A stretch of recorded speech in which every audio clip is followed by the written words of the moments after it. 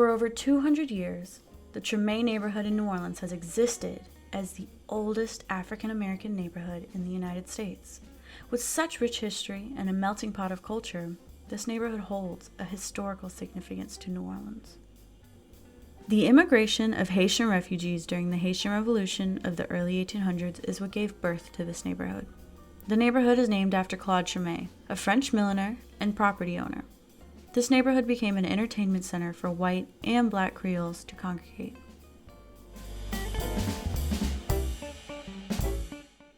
The addition of Haitian immigrants adds more abundance of culture to the New Orleans area, adding Haitian influence to a New Orleans melting pot of Spanish, French, and African American culture. New Orleans at the time was still bound to the French Quarter. The Treme and other outside neighborhoods were originally farms or swamps.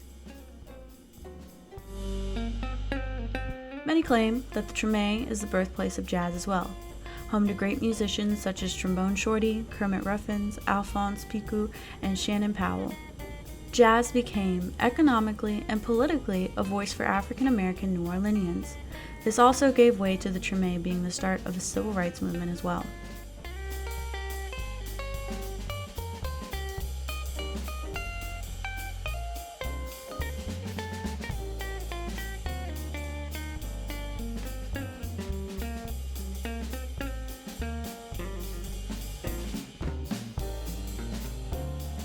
Congo Square also lives in the Treme, one of the only safe places on Sundays that enslaved people could celebrate their culture and be themselves.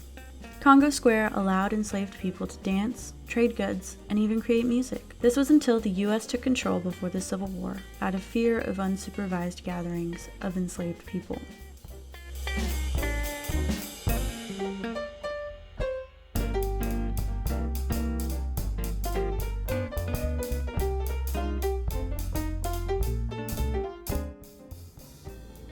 The Treme is home to St. Augustine, one of the oldest African American Catholic Church parishes in the nation. Homer Plessy was even a parishioner in this church. Yes, the same Homer Plessy from the infamous Plessy versus Ferguson case, the case where racial segregation was allowed on the basis of separate but equal.